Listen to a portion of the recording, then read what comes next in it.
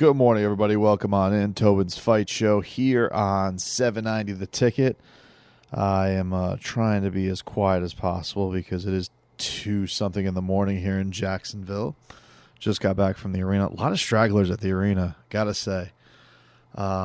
Just all over Jacksonville in general. I saw a lot of people just wandering about. I don't know if there was like an Uber problem, but I just saw people, like literally people were walking up the highway. People are just on like rando corners. There's not many streetlights in Jacksonville for whatever reason. And so I found myself nearly hitting like 4 people on the way home. It was a little bit wild, but yeah. UFC 261, one of the craziest sporting events I've ever been to. Flat out. It really, it was an amazing night. Amazing night, crazy night, surreal night, all that stuff wrapped into one. I don't even know where to start. You get there and there's a ton of people outside, and I didn't have a lot of nerves as far as like, this seems like a bad idea. I missed it. I think that's just one of the things that came out today. It was just I missed having that atmosphere, and it didn't disappoint. It was so crazy having that many people in a building again together, all there to watch one thing. I've never seen that many people there for the first prelim of a fight ever. Not even close. And people were there for the first fight, which was a great fight. And I would say the arena was probably 75% full. Never happens. 6 o'clock? Crazy. It's celebrities were nutty. A ton of athletes there. Chad Ochocinco was 15 feet down to my left because he was there betting on Masvidal, covering the fight for Bleacher Report. So that was cool. Tom Brady was there. The Tampa Bay Buccaneers were there. I saw my dog Minshew with his glorious mullet. Biggest celebrity moment of the night was with Jake Paul, because Jake Paul, of course, was going to be there. I haven't even followed social media or anything, so there may be more stuff. I've been so like keyed in. The internet kind of sucks, so I wasn't like able to follow Twitter or anything like that. But it was pretty wild, man. It was wild. Like you see him walk in, he gets booed immediately. He loves it. Then everybody's just shouting, F Jake Paul, F Jake Paul. But they are saying the F word, and it is loud. And he loves it. He gets up. He's giving middle fingers to the crowd. And then after, so that happens, I think during the Oliveira. No, it wasn't during the Oliveira. It was during the Brendan Allen fight, I think is when he first came in. And then the pay-per-view is about to start, and DC goes over there. Like, you could just see a ruckus is about to start. And it's Daniel Cormier going over there to confront him. Now, I know there's some video that I haven't seen what the video is, but it looked like it got pretty heated. So much to the effect of it almost looks staged, and that we're getting set up for Daniel Cormier versus Jake Paul in the boxing ring. It almost seems like it's setting up too perfectly for that. DC wants a little bit of that cheddar. But if it wasn't, it was still a cool moment nonetheless. This guy, it's unbelievable how much he has the combat world feeding out of the palm of his hand, because he loves nothing more than every time the crowd shouting F Jake Paul, he's getting up. He's like the perfect wrestling heel right now. And anytime a fight was going badly, or anytime a fight had a lull, instead of the woo that everybody usually does, everybody was chanting F Jake Paul. So that was a crazy event of it. And man, so the good pre-prelims, middle prelims were kind of okay. The main card was bananas. Just absolutely freaking bananas.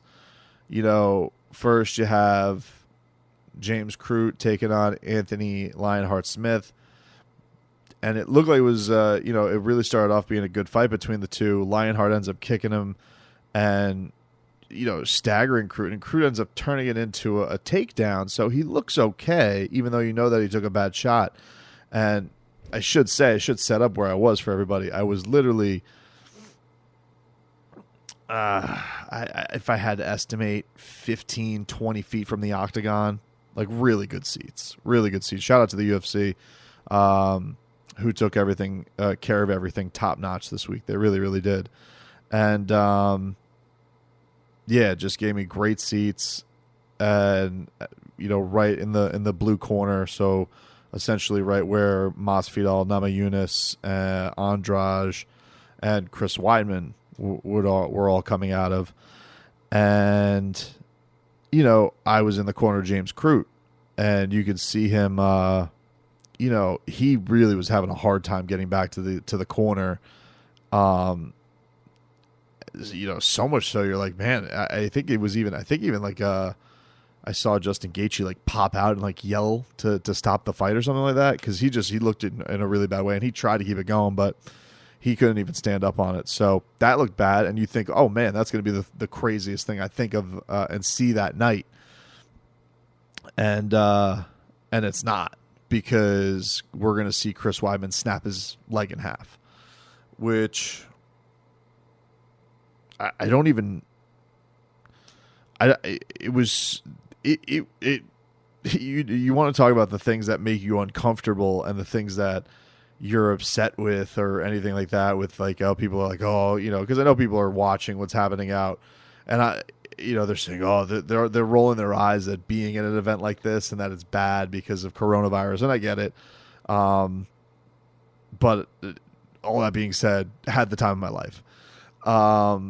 And the thing that I really, really was made uncomfortable by all of it was Chris Weidman getting his leg shattered, because it's just so tragic in a sport. You do something as simple as kicking something, which you do all the time, and you just hit it on the wrong spot, and dunzo, your legs turn to dust, and just. You couldn't even get around the twisted irony, sick sense of humor that the sports gods could have, that a guy who already has one of he's known for his most glorious moment is being the man to knock out Anderson Silva, and his most infamous moment is being the guy who Anderson Silva broke his leg against and really never was the same.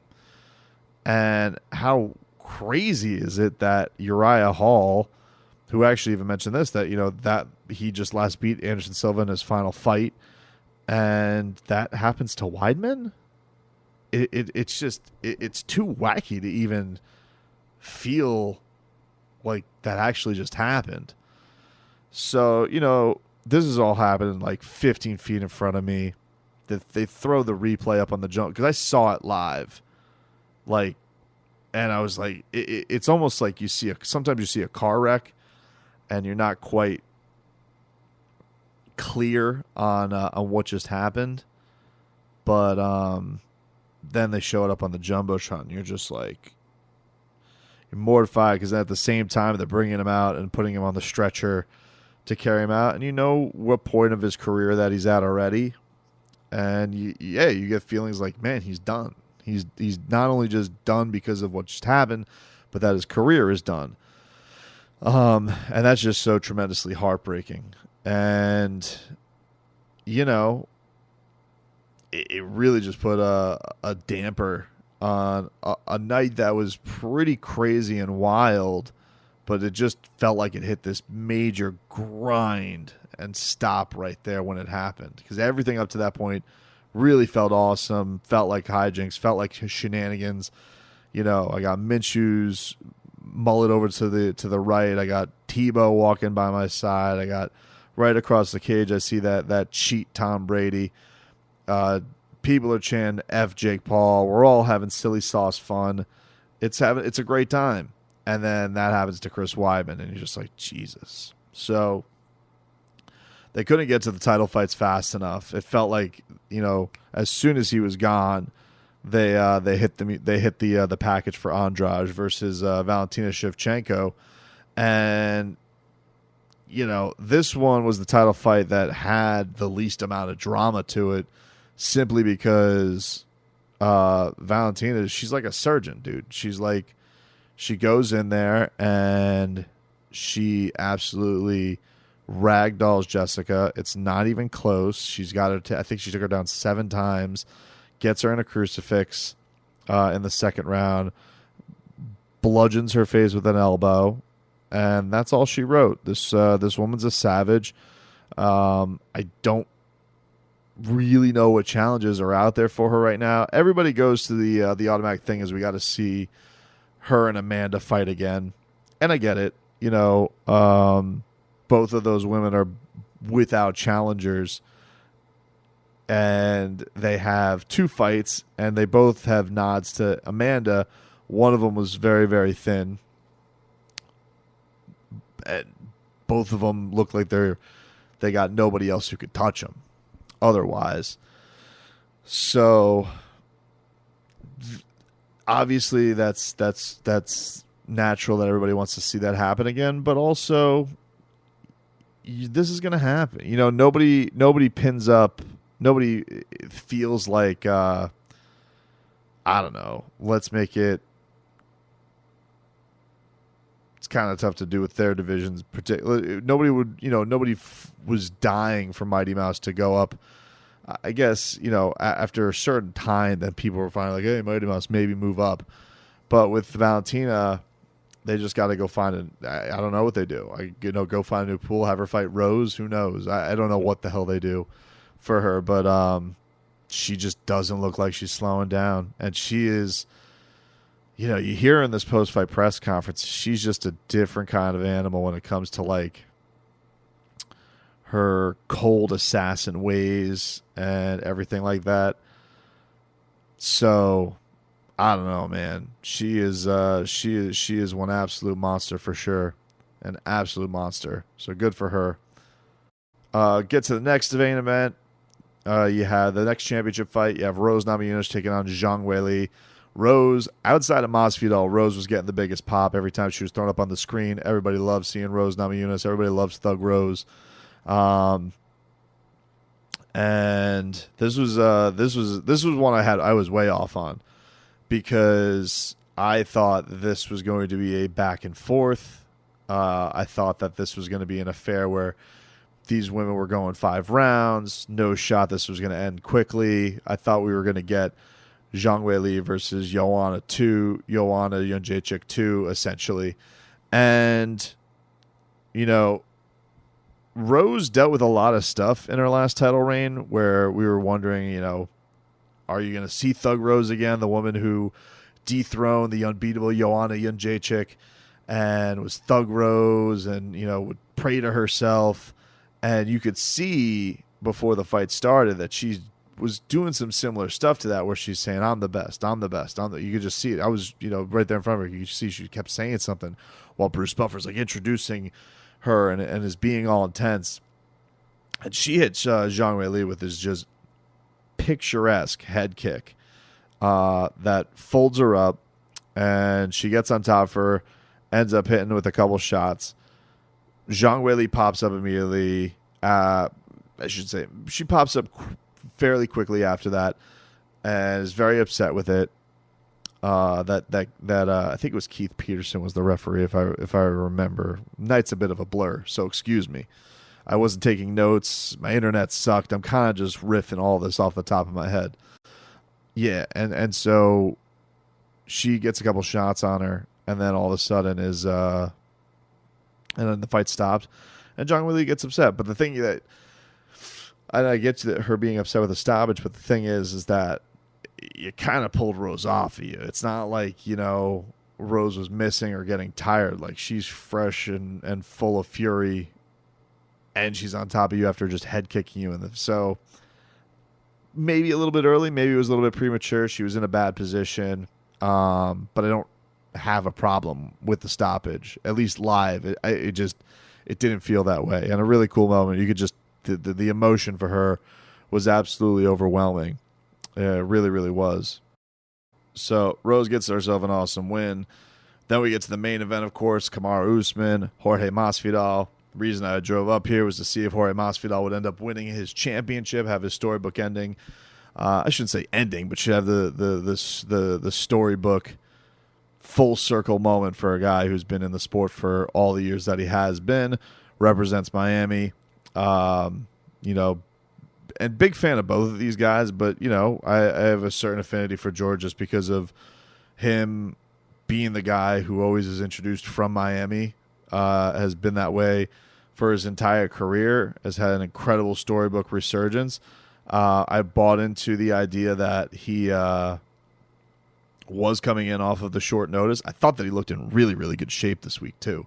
So, because a lot of guys will lip service that, you know, that I wasn't in the shape that I could be in. I thought it really looked on the scales. Kamaru always looks in great shape. He's in phenomenal shape and is turning out to be an unstoppable monster, as it turns out. Because I did predict on the show, I predicted second round TKO.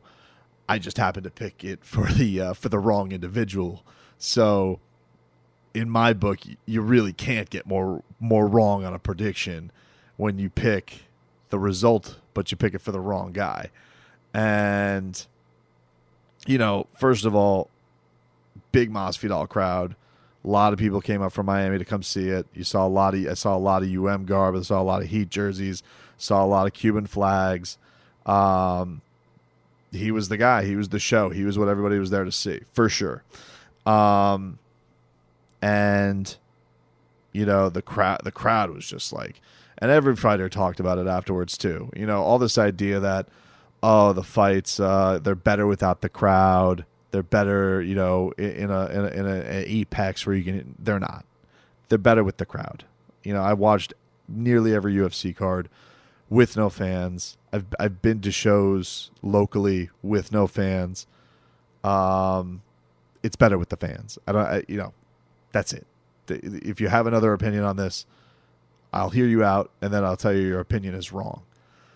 But, you know, the crowd is juiced up, and the first round happens. You know, guys are John. Kamaru walks right across the cage. I actually, you know, and it's so funny. I had such a bad read on this fight, too, and I don't know if it's just a thing where you watch. So I don't know what you guys were feeling watching it at home.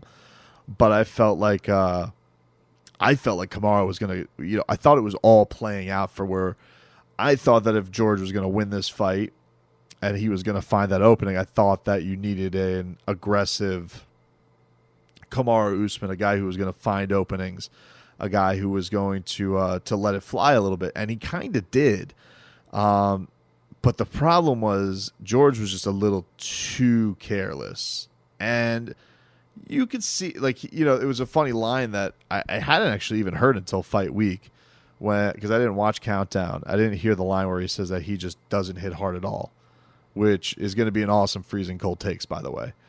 But Jorge, you know, you could just see just had no respect at all for what Usman was doing striking wise, and he just figured if I take, you know, basically protect the takedown, I can, you know, kind of head move a la prime Anderson Silva out of the way of Kamaru's strikes. And kind of toyed with it. You know, he took a couple of shots in the first round, nothing major. I actually thought that, you know, Kamaru getting the takedown, George did more damage from the bottom, at least from my vantage point. Got up, had the flurry at the end. I thought that he took the first round. But unfortunately for him, I think was setting up a guy who was only obsessed with stopping the takedown. And that just opened it up for Kamaru Usman to unleash what could only be described as the right hand from hell, because he hit him with just a perfect flush shot straight across the bow. You could just, you could see, you know, I'm telling you, being there live, it was almost like you saw George fall in slow motion with how perfect the shot was. And that's all she wrote, man. You know, he got a couple other shots in there, jumps onto the cage. Super cool moment for Kamaru. He gets to, you know, kisses his daughter in the octagon. He gives his dad, who's out of jail, gives him the belt, wraps it around his waist, and everything that he said he was going to do to George, he did. He did. You know, he went out there and he said that he was going to lay him out, And he did. Nobody's done that to Jorge Masvidal. So, what can you say about this guy, man? He proved a ton of people wrong. Well, look, a lot of people thought that he was going to win the fight. I didn't. I picked Jorge to win the fight. But a lot of he's the big betting favorite. But none of us thought that fight was going to go that way. And if you did, your name must be Trevor Whitman or Francis Ngannou. I don't know who else is in that camp who thought he was going to do that to Jorge Masvidal. But he has that landmark moment, man, and it's going to go down as a very memorable win for his career, not only because Jorge is hugely popular. He did it in this iconic fight card of having the fans back in the midst of a pandemic.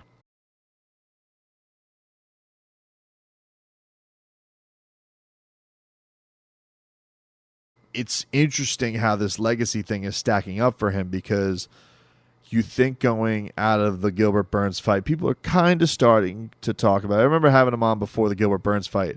I'm like, do you care about the legacy? He's so humble, doesn't like talking about it. It's a bit like almost like Jimmy Butler in that regard, where he's like, Jimmy doesn't like getting all these accolades because he knows it's so flimsy. And Kamaru's a little bit like that, although he did say he wanted to be number one pound for pound, which, listen, Khabib got the, people asked, Khabib got the request, and people gave it to him. He's retired. Maybe, Kamaru is up there for sure. I don't even know who they have up there right now, to be honest with you. I don't really care about UFC pound for pound list. If I'm honest, I don't care about them. But from this standpoint, he doesn't think about it too much. But you look at what his resume is, and you look at all the top contenders. There's no contender in that division who he hasn't beat. Now he's beaten Masvidal twice. The boss wants him to go fight Colby Covington, which, I got to be honest with you, I think Colby needs to go win a fight, to be honest. If I'm honest. I thought Masvidal deserved the rematch because he took the fight on 6 days' notice, and I thought that his original fight kind of got screwed.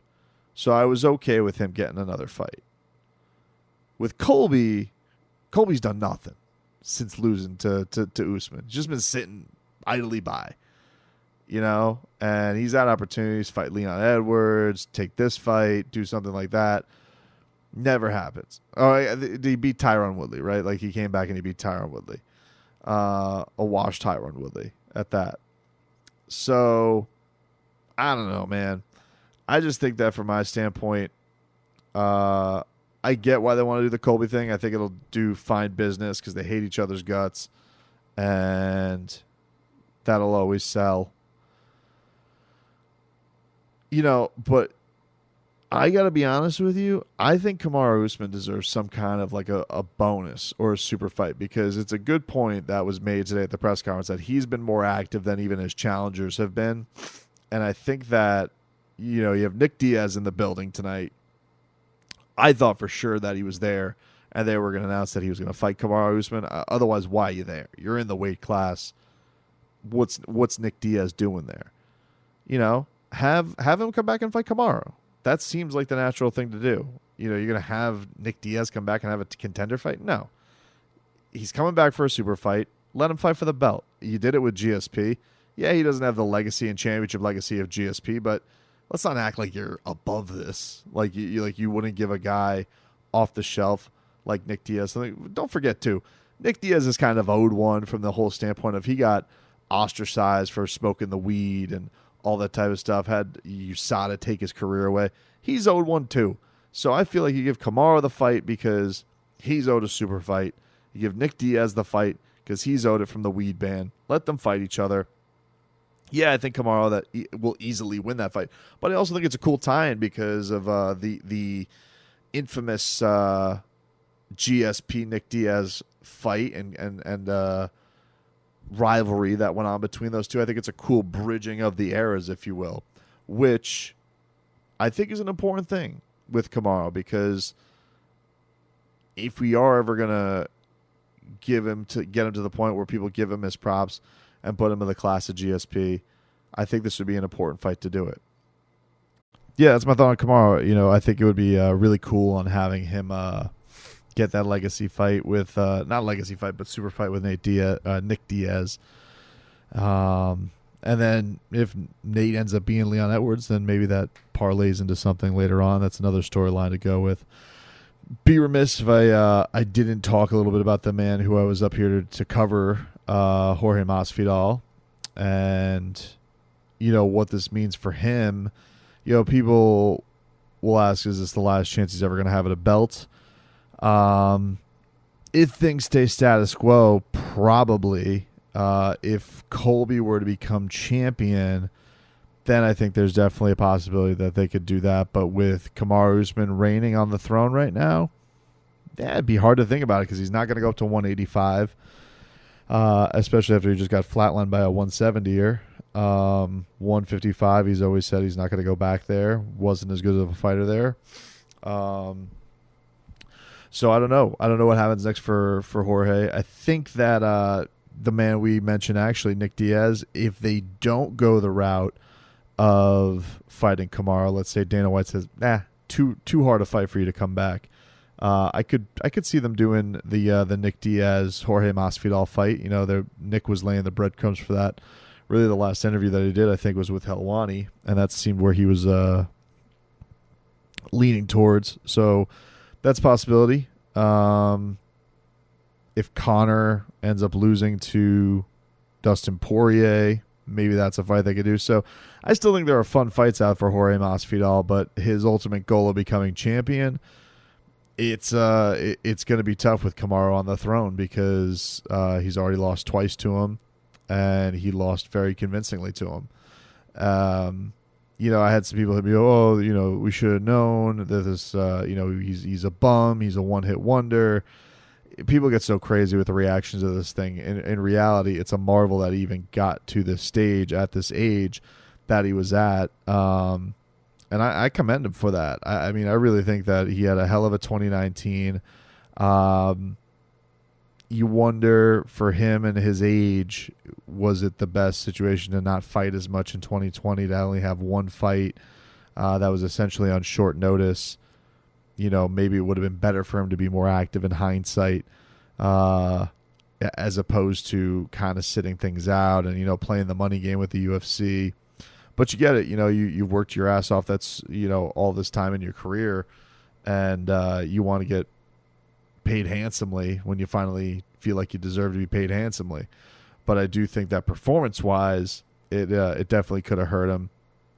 And I definitely think that he got way overconfident tonight with Kamaru. He played too many games with a guy who's way too talented. And as Kamaru says, seems like he is getting better. I don't know how much better Jorge can get than that 2019. What is that next level for him? But I do know that he got out. He got outmatched in his own game tonight, and that's always a killer, especially against a guy who, you were saying doesn't hit that hard. So I still think, look, his popularity, I don't think is going to go away. I don't know if it'll be headline a pay-per-view popular right now. Maybe he'll need a little bit of perfume on it. But I think with the right matchup, if it is against a Nick Diaz,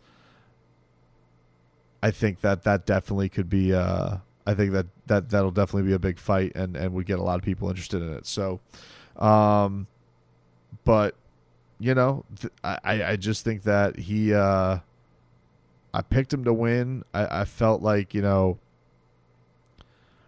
I felt like he was going to be. I honestly felt like he was going to play the game of he was going to have Kamaru kind of bum rush him, be aggressive, and catch him with something. He just got overly cocky with the hands down, welcoming the shots, and I just think with 4-ounce gloves that is a dumb game to play, but he paid the ultimate price for it, and super classy in defeat too. So I don't know what's next for him. I would guess it's going to probably be with a bigger name, but I don't know that he's going to be in the title picture right now. But I think his star power, if he's given the right matchup, a fun matchup, people will be into watching Jorge fight again for sure. So that's kind of our thoughts on the whole event, man. Dana White says he's coming back to Florida a bunch to pay back Ron DeSantis for welcoming him in during the pandemic. So, as has been the case, it seems like Florida is going to be the hotbed for a lot of combat sports, which I'm not going to lie, man, I really enjoyed tonight. I really, really enjoyed tonight. I know it's getting its judgments all over the place. I get it. Have your says or whatever. I can tell you, as somebody who was in the building tonight, it was a good feeling. It was. Maybe not the most responsible thing in the world, for sure. But, I can tell you this. If anybody wants, a point on the side of the UFC, because I don't have to please anybody, like the event's over. But the strictest COVID protocols I've ever been through in covering any sport during this pandemic, by far. Most tests, most restrictions had us masked while we were covering the sport. So they really had their bleep together when it came to that, as far as everybody who's on their staff, the fighters, the media, all that. It's not like they just ripped the Band-Aid off. They let the fans come in and let the fans enjoy it how they wanted to enjoy it. They allegedly gave away masks. I saw nobody wearing masks today, but the fans had fun. The fans had fun, and from their end and their employees and the people covering the sport, they ran a tight ship. They really, really did. So take that for what it's worth. And thank you to their media staff for their hospitality this week.